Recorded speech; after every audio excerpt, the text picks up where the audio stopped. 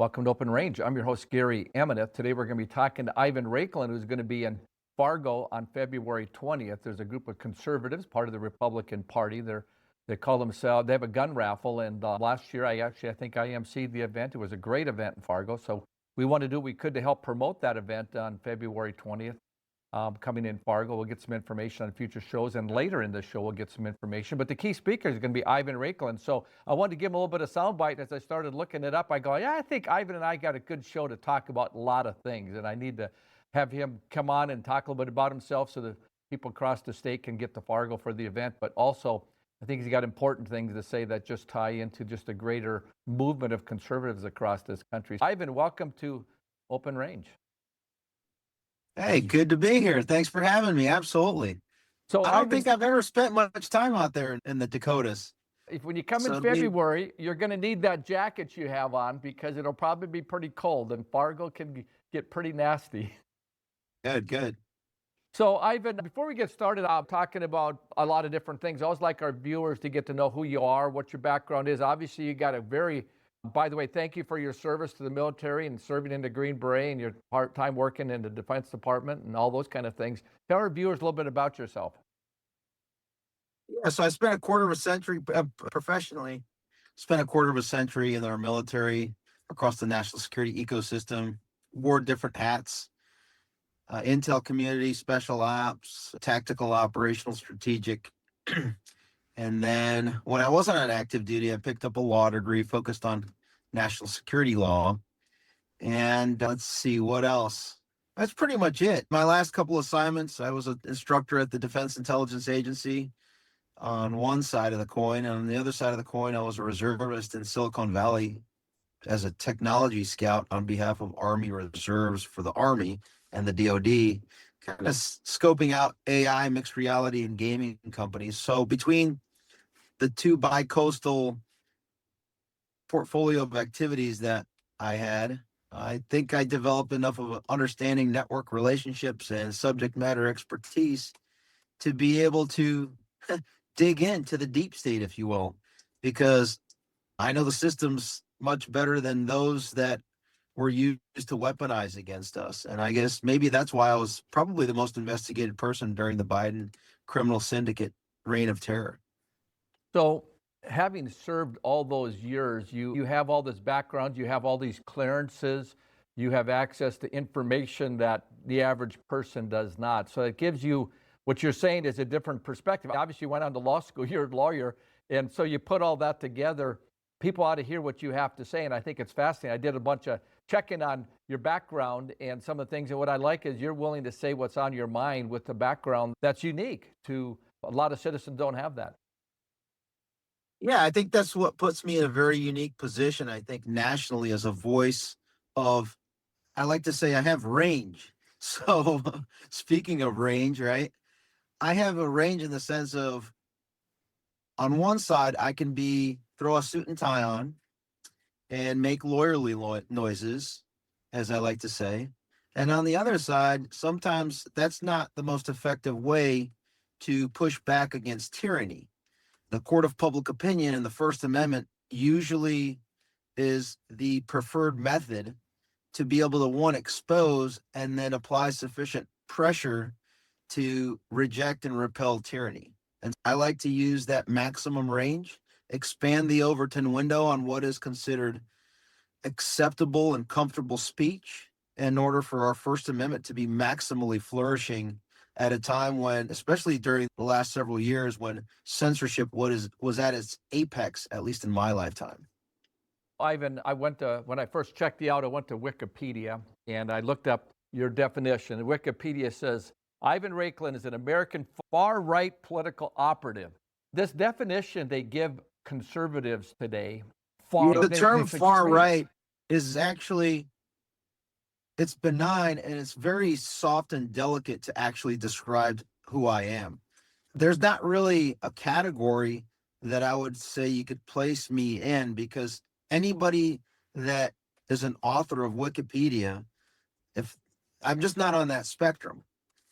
You have your left and right, and then you have those that are the, thought leaders or pushing that Overton window. So it's well outside what their understanding of right is. And it's more appropriate to name me as far correct, using the synonym of right, meaning correct or accurate or truthful.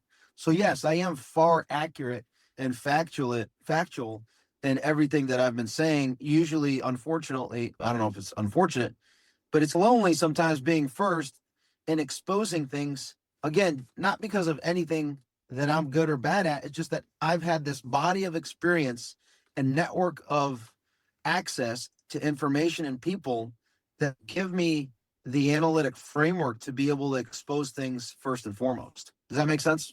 It makes total sense. And I think what's fascinating to me, I never heard anyone call it far correct. I can't believe I never come up with that myself, because that is so good. Because what happens is I'm far right, and I'm just a Reagan conservative. And over time, Yeah, I'd rather be far right than far wrong. I mean, that's yeah. basically what it comes down to. Yeah, and it's gutsy to do what you've done with your background in the military. You've seen some things. Talk to us a little bit about the pressure you've come under over this time, going back to the election when Trump first got elected. You started speaking out about the results and what that meant. What was that pressure like from the Biden administration and all of that stuff when you talked about being investigated?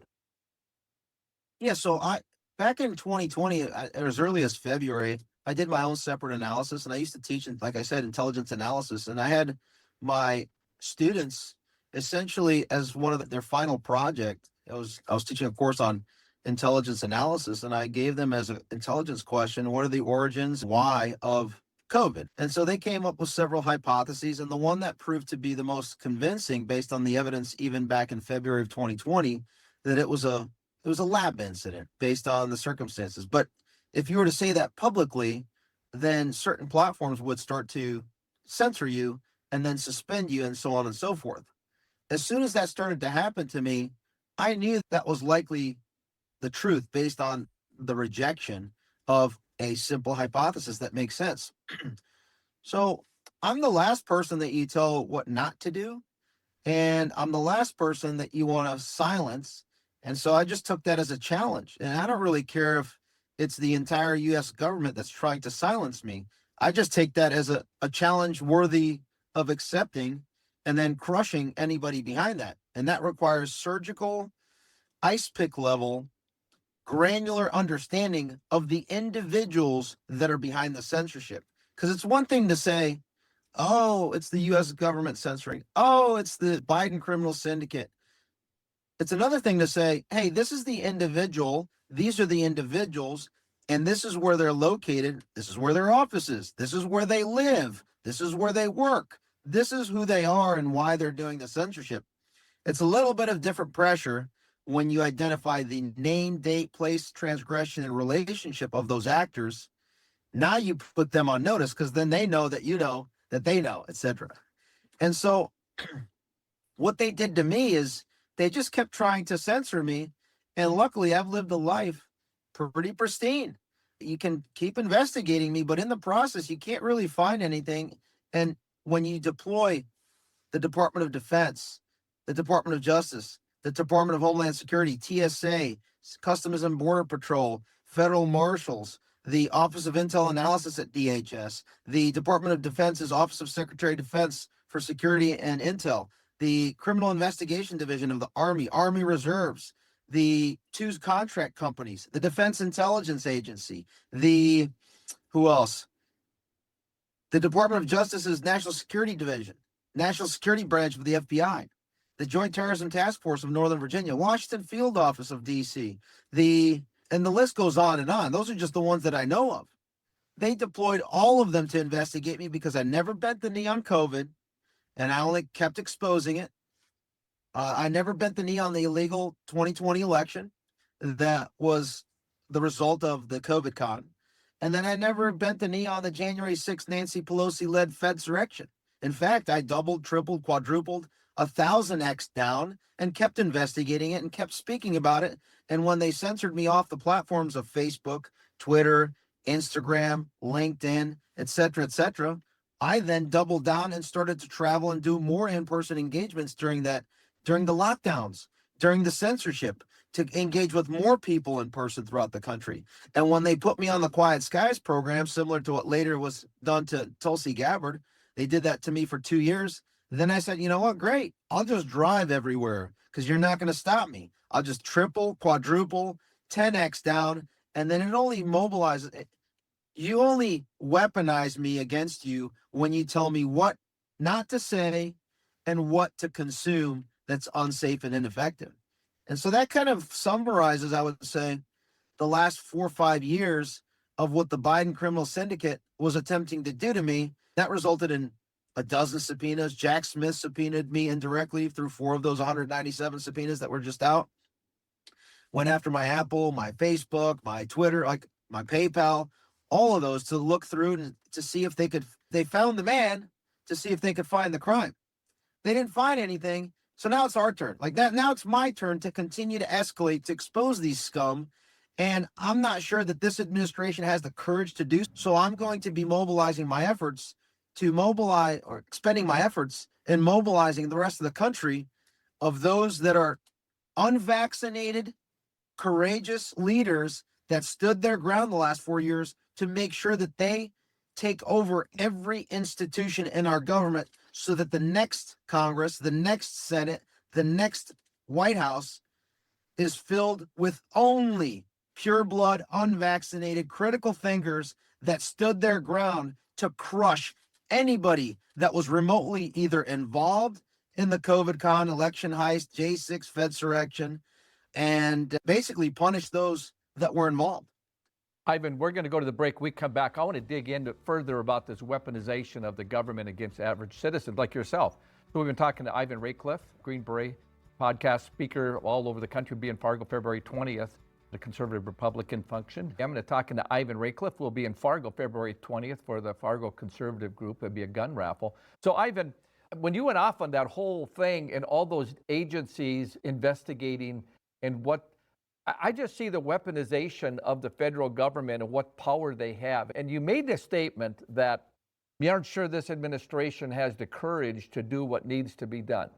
I got to give Trump credit. He's done more than anybody. He's gone way beyond anything I've ever expected him to do. But the idea that you have to pinpoint individuals that really are against our country and weaponize and come after people like yourself is just shocking. Talk to me a little bit about what that means and how you would go about doing what you just described. Yeah, let me preface it with this because I want to make sure I'm very critical of everybody, and I want everyone else to be just as critical, if not more so, against me for being critical. And so let me start as the baseline that I voted for President Trump 6 times, 3 in the primary, 3 in the general election, couldn't campaign for him in 2016. I was active duty deployed. In 2020, I was on Veterans for Trump, and then I was also helping out, try to stop the illegal election in 2020 on Lawyers for Trump. And then in 2024, same thing. Just a little bit, I helped out with the campaign, and I guess in 2020, also fundraise a little bit. So with that as a backdrop, I'm not going to support or vote ever for a domestic terrorist organization known as the Democrat Party, okay? Let's just say that. Now, my focus is always, again, like I said at the beginning, is to move the Overton window to maximum courage and maximum authority in order to correct the lawless activity that we've seen take place for the last, at this point, I say it's the last 11 years of treason, because the January 6th Fedsurrection was there in order to cover for the 2020 illegal election, to cover for the COVID con, to cover for the previous transgressions of the Ukraine call that led to an impeachment. And then before that, it all started in 2014 when the Biden criminal syndicate, led by the failed vice president, was doing their 10% for the big guy deals in Ukraine. That's why you had the auto pen going back to 2014. But without belaboring that specific aspect of it, again, just to wrap it up in a nice package, we are in a much better position with a President Trump than any alternative, okay? Let me start with that. Now, if I'm seeing the president performing in some aspects at a B or a C minus or a D, or for that matter, a D minus, I'm responsible for calling it out and then come up with solutions to be able to fix it. Now, I don't need anybody's permission or authorization to be critical or not critical. I do it based on what I see that no one else is doing. So I only focuses on First Amendment noises, if you will, that are intended to be productive, even though sometimes I use expletives that many and maybe other people see as negative. Is for people to see what the problem is to then be able to agree with what the solution should be. So with that context and that backdrop, January 20th was fantastic. Now, a lot of people say it was Liberation Day. It was Liberation Day in a sense, but it wasn't Liberation Day for the 8 Oath Keepers that were nonviolent on January 6th, some of which did not even enter the Capitol because they never got the pardon. Because some people in the White House convinced the president that he shouldn't do that.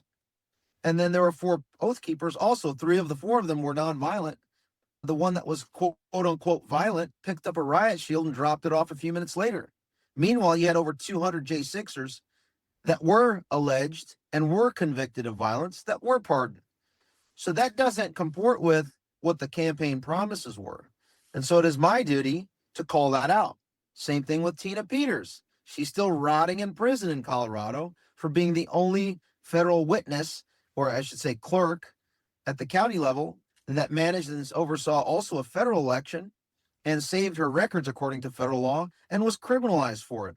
So to me, that's not Liberation Day for Tina Peters, nor is it Liberation Day for Shane Lamond, a DC Metropolitan Police Department officer that was the head of intelligence on January 6th and the 6 years prior to that, that knows Antifa in DC better than anybody in this administration, and then could lay out the entire link analysis so that we can target them in order to obliterate them. Remember, President Trump said, obliterate the deep state. We have individuals that are still rotting in prison that are not accessible, such as Shane Lamond, to the new subcommittee by Barry Loudermilk to expose the January 6th Nancy Pelosi Fedsurrection and the DC Metropolitan Police's role in supporting that January 6th Fedsurrection. My focus is on doing better. And sometimes when that's ignored, my behind the scenes, I start to delicate expose that publicly. And now January comes to February, comes to May, comes to September, comes to December. That's when my rhetoric starts to get a little bit more spicy so that people understand that there are some aspects of this administration that are at this point unacceptable, that it's taken this long to remedy simple issues. I'm not advocating for anything for myself until we get Tina Peters out, until we get Shane Lamond out, until we get the Oath Keepers and Proud Boys fully pardoned so that they can also exercise their First Amendment freely and expose the weaponization that was done to them. Because let's face it, they served prison time. I never stepped 1 foot in a prison. I kept my freedom the entire time because of the luxury of knowing the system and being able to reject it and repel it pre-indictment. So once we fix that issue, then we can move on to some of the more, I guess, less pressing issues, such as the weaponization that was done to me and tens of millions of my closest friends through the censorship regime. Does that make sense? It makes total sense. Were you there on January 6th at the Capitol? Absolutely, of course. Can you talk a little bit about that from your perspective? I mean, because when you talk about having the National Guard, and I mean, there's all these scenarios, and you always try to figure out who to listen to, who to believe. So you're there in the ground. I know some people that were there. They were just got caught up and swept up in the middle of it and got in a little trouble, but not too bad. And there's a gentleman from North Dakota, Rocky. My name doesn't come to me off the top of my head, who ended up getting arrested. The FBI came and raided, almost burned his house down. And we've had him on the show and interviewed him. Yeah, but maybe that's what Kash Patel needs to do. The FBI headquarters in Washington field office is a little eye for an eye, a little Leviticus to that headquarters building, and as well as the Washington field office. So what was my role on January 6th? I was invited by Roger Stone to attend.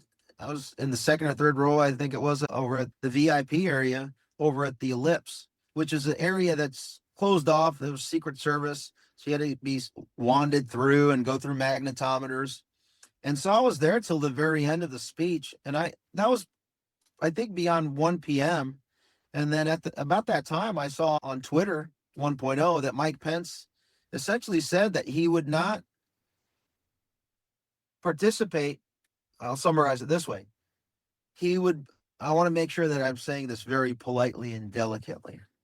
Mike Pence, through his tweet, said that he would allow the illegal election to go unfettered and certify it on January 6th. And when I saw him basically tweet that out, I thought to myself, intellectually, it was over, right? Because we needed to have the president of the Senate, or excuse me, the presiding officer, Mike Pence, on January 6th, along with Kevin McCarthy, the what I call the majority state delegation chairman, because we had 27 states if we were to vote by state delegation on January 6th, to go ahead and have sufficient votes to block the electors from the contested states.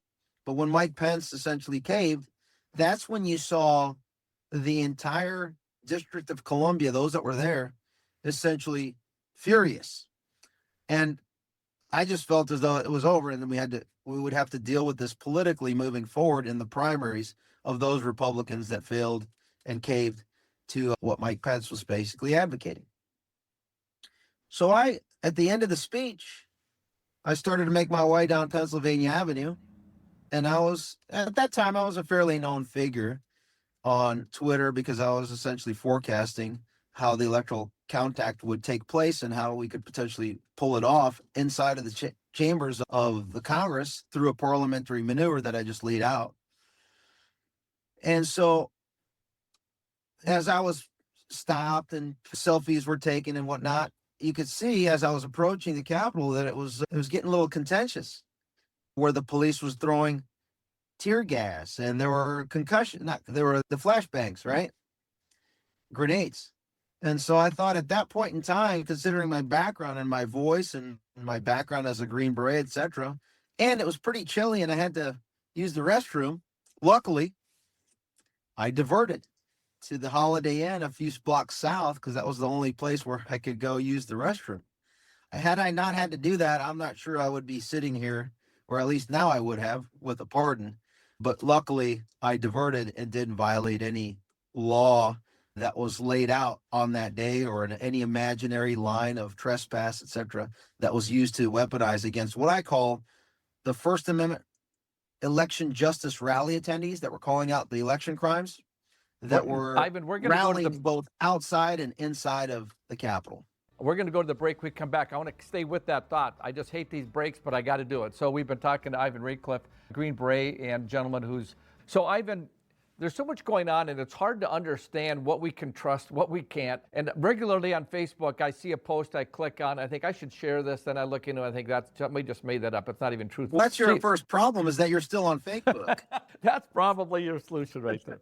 Ivan, let's talk a little bit about the pipe bomb and what's going on around all of that was going on. And where do the agencies, and I understand the FBI's got to infiltrate groups and they got to find out terrorists in this country. We, as Americans, we all want that. But when we give up liberty for security, sometimes that turns into some bad situations. So let's talk about the pipe bomb and any thoughts you have on my little comment there.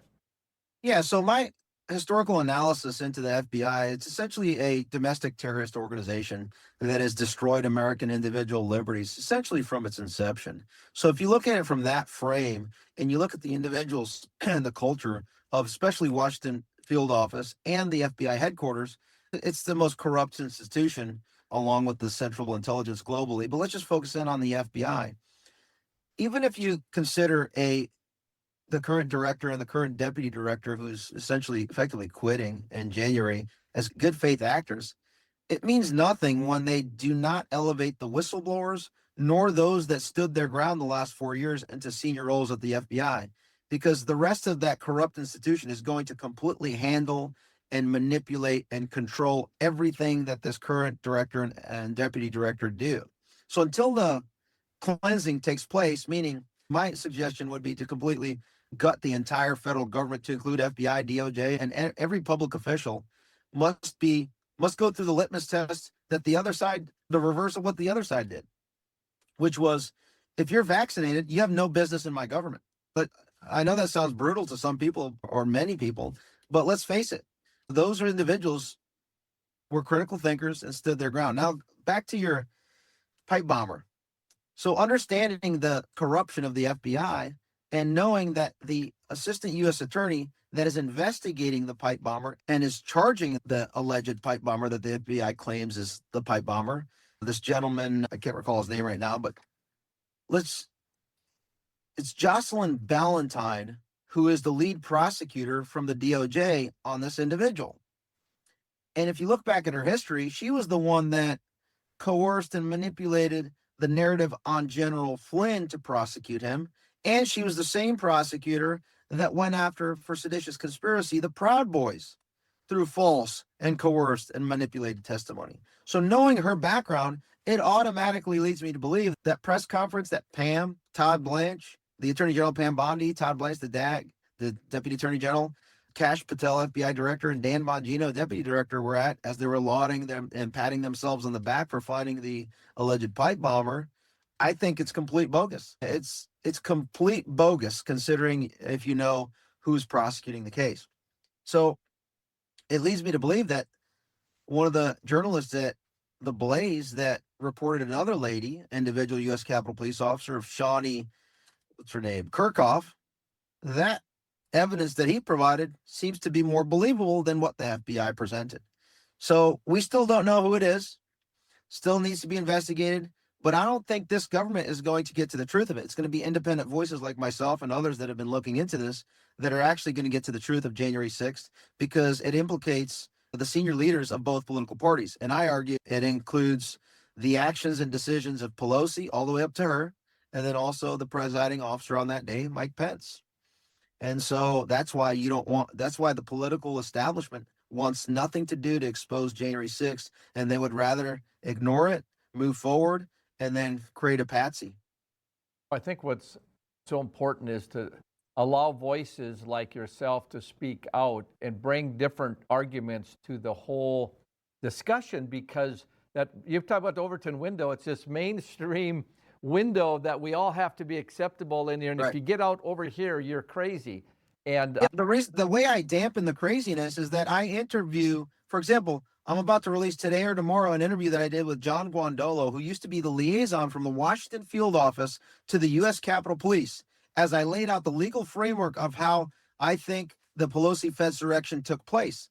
Title II U.S. Code 1967, paragraph B is the jurisdictional element, and 1979 B is the who controls the U.S. Capitol Police CCTV footage and evidence that was presented over to the DOJ. This individual is going to know better than anybody on the planet what FBI could potentially do under that legal framework. And I lay it out. He confirms everything that I've laid out in my hypothesis of that it was a Pelosi-led Fedsurrection. And we go into detail on how that would have taken place with evidences and receipts behind it. And the reason why they like to censor me is because they can't find anything on me to take me off the field. And number two, you want to call me crazy so that people don't consume the evidence and see that, wow, Ivan Raiklin actually comes with receipts greater than Fox News, MSNBC, CNN, and all the other disinformation purveyors. And I like to call them Washington Compost, New Woke Slimes, Faux News, Criminal News Network, MSLSD, and so on and so forth. And that doesn't even mention Fake Book or Insta Garbage or CommieTube, the incumbents that you like to use to distribute your content. this whole media stuff, when Trump, when he first got elected and he pointed at and started calling it fake news, it began the unraveling of the media, and it had to happen. But I think it's just barely started, because we don't know what to trust, but it's really pretty much. So Trump went from 2016, what he said, and then Biden come in, and the media just hid all this information from the citizens. So and we're never going to get to the bottom of half this stuff, are we? We are, because I'm an optimist, and I'm going to, on my watch or my children's watch, we're going to get to the bottom of this. And I use this as a framework when you're asking, what do I trust? I use this framework no matter who it is. So when you're a governmental actor, you are guilty until you prove your innocence. And even if I've known you for years, such as Kash Patel, Dan Bongino, or Pam Bondi, when you're a private citizen, you're innocent until the government, one, proves its innocence, and number two, proves your guilt. So when they step foot and be a government official, there's very few people in this current administration that have proven their innocence. And so they first have to show that before they can start going after and prosecuting things. And unfortunately, that case will continue to remain until there is an entire cleansing of the entire system, because 99% of those employees at the DOJ they're still there, the ones that weaponized against all of us. and they're slow walking this administration. 99% of the FBI officials that raided and almost burned your friend's house down, they're still there. They're in different positions. Or if they're not there, they're still loyal to James Comey, who's still out there freely treason and writing shell formations on the beach 8647 as his call to action to the Thomas Crooks of society, and then this whoever embarked Charlie Kirk on September 10th. Like I said, this administration has yet to exhibit sufficient courage and exhaust all of their lawful, capable, discretionary authority to take it to the enemy. And I would say that on January 17th, that window closes, because on January 17th, that's when John Brennan, the former CIA director's protege, is sworn in as governor in Virginia, along with her domestic terrorist, if you will, attorney general, who even in his, I don't know if you saw his text messages that were released a few weeks ago before the election in Virginia in November, he essentially called for the slaughter of the former Republican Speaker of the House and and their children. And so this is going to be the incoming attorney general that's going to take the banner that was dropped off by Jack Smith, Fannie Willis, Alvin Bragg, Letitia James, and then apply that on steroids to every official in this administration that works or lives in Virginia, and just conduct lawfare to the max. And they're not going to stop at lawfare, because they've already seen that nothing happens when there are attempted assassination attempts, when there are assassination attempts, and when there's lawfare. No one's been held to account. And that's why, good luck, administration, because everybody in this admin that said, give us some time, we ran out of time. We were about 3-4 weeks away from January 17th. And that on day one, that's when Soros is going to continue to fund the John Brennans of the world and the governor of Virginia to go complete scorched earth lawfare against elements of this administration that work or live in Northern Virginia. And this is my backyard. That's where I'm at. Ivan, we just got about a minute before the break. When I come back, I want to ask you about the future, but what you believe, is there any optimism? When you talk about it, just the last 30 seconds before the break, how big is there a force behind what you're talking? Are there people out there supporting and getting after this? Oh, absolutely. If you're going on X, so the free speech platforms, Rumble and X, you're going to see those that supported and voted for President Trump continuing to escalate to call him and his White House out for being cowards, for not going after the deep state. Because guess what? If we can't fix this politically, it has to go kinetic, because there are too many of us that are not going to bend a knee. Okay. And so we want this administration to succeed. And the way they do that is to conduct mass arrest of the deep state target list, or at a minimum, Kash Patel's government gangster list. If that does not happen, those individuals will weaponize back against us. And I don't think we're going to accept it like we did the last 4 years. There's going to be an event in Fargo. We're going to bring that information up for you February 20th. A Fargo conservative, Ivan Raiklin, is going to be speaking. Guest host, it's Liberty for Justice. And the group in Fargo are going to have a gun auction raising money for the Fargo conservatives. Most of them are Republicans, I would guess. Ivan's going to be the keynote speaker. We're going to talk a little bit further about him, what he thinks. Well, if they're the inviting me, path it's forward. probably patriots. The Probably more Patriots. patriots than Republicans. You know what? That is a fact. They are patriots. I emceed the last event a year ago there in Fargo, and they had a whistleblower from the FBI. My mind's blank on Garrett O'Boyle. Yeah, Garrett. Yeah, he did a great job. But what comes of that? Are we restoring some of those guys that have the courage to speak out against the deep state, the swamp, whatever we want to call it? And before we go to the path forward, I'd like to just ask you, so when you talk about getting specific of calling some of these people out, how do you get there from here so that the average citizen finds hope in this?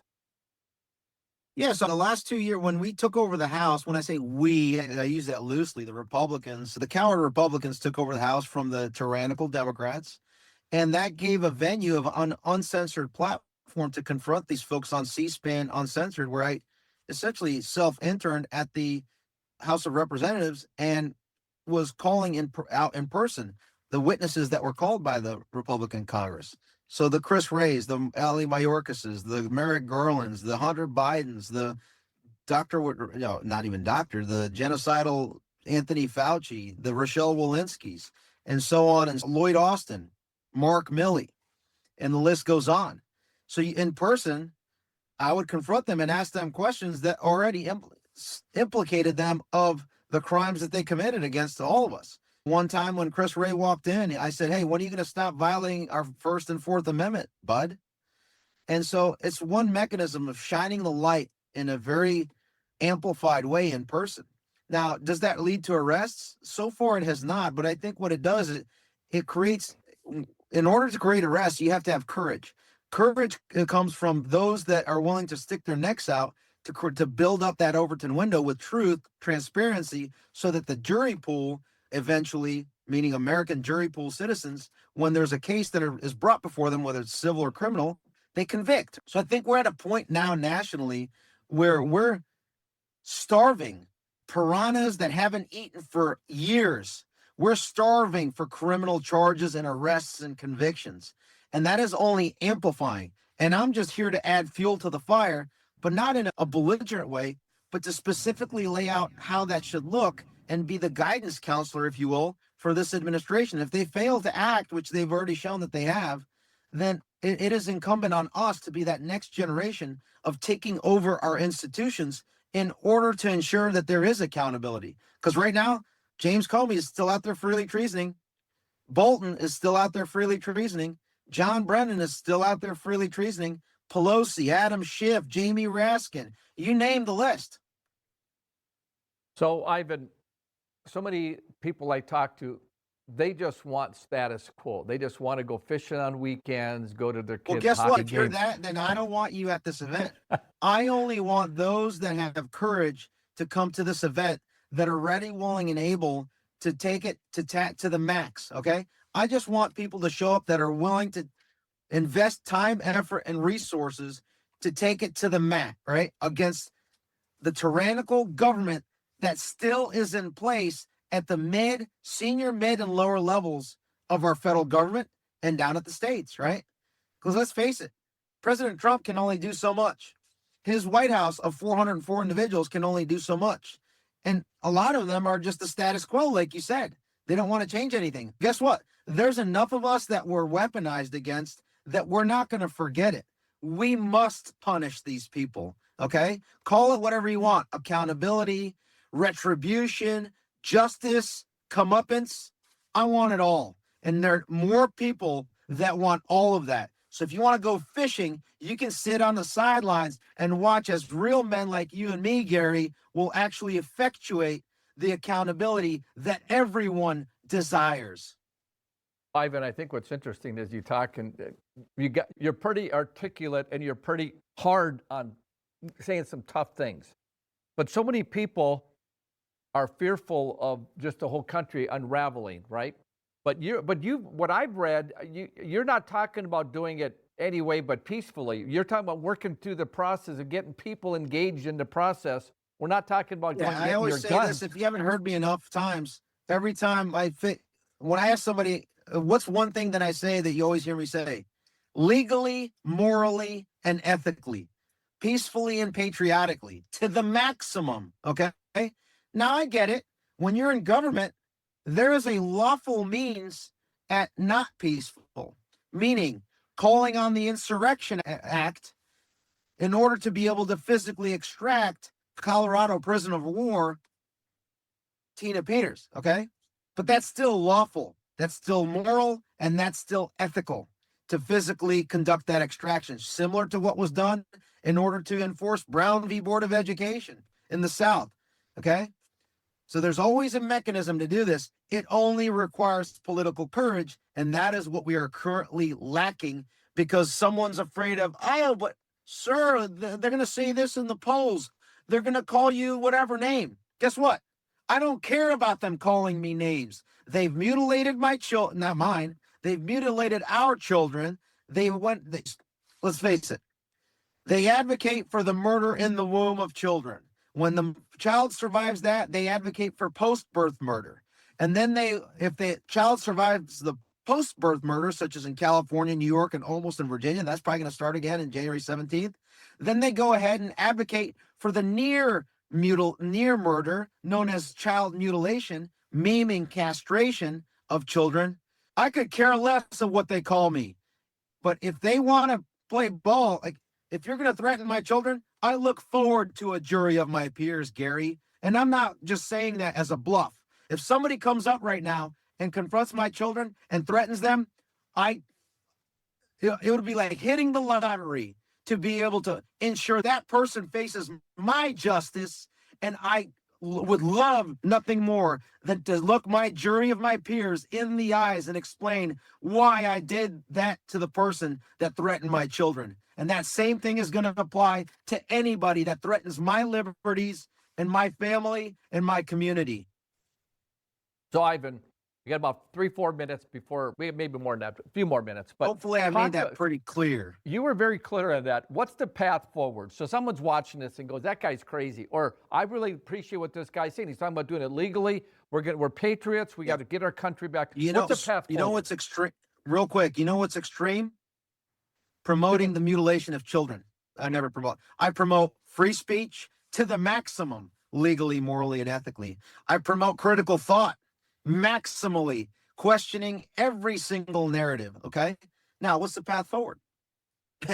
Stop being anonymous. Stop being on the sidelines. Start to create content of what you know is to be true. Because there's people out there that could be whistleblowers or know what's going on that expose corruption. Number two is our nation is pretty much still captured, right?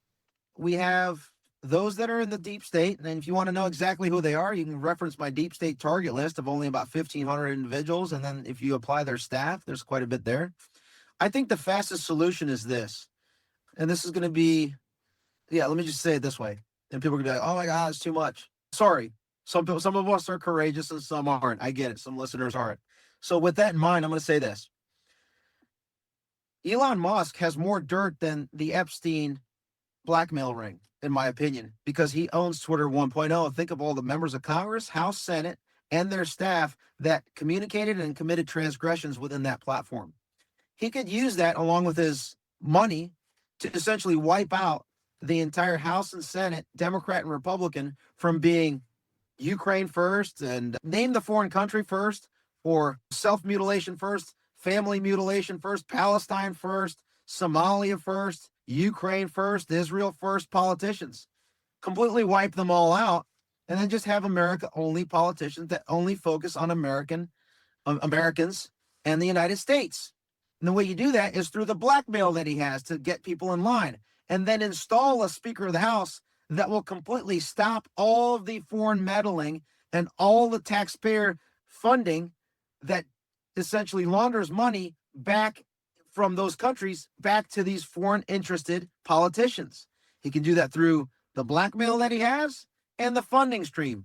So now it's time for every single J6er, every unvaxxed patriot, every family member of that class of citizenry has to run for a congressional seat and primary, both in the Democrat Party and the Republican Party, so that we have an America-only uniparty that takes over all of our institutions. And even if you fail this time around, the amount of America First content and ethos you're going to inject into the political ecosystem is going to be so massive that whoever's in power, even if the incumbents remain in power, they have to respond to our demands.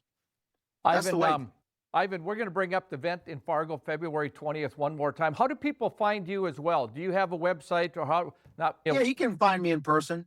Okay. But other than that, you can go to Raiklin.com. You got a couple days before Christmas. If you feel compelled that you like this rhetoric and you like this courageous tone, I have what's called Marauder merch, since I am the Deep State Marauder and America's Secretary of Retribution, where I made the personal guarantee that these people need to be held to account regardless of administration. I'm going to need everybody to lock arms to essentially go after all the scum that put us through what they did the last 11 years, to include slaughter our friends, family, neighbors due to the unsafe and ineffective products that were forced upon us, except for me and my family and others over these last several years. Ivan, thank you for joining us on Open Range. Look forward to seeing you Gary, February 20th. Appreciate you having the courage to have me on. You bet. Let it rip, buddy. That's what I say. Giddy up. Let it rip.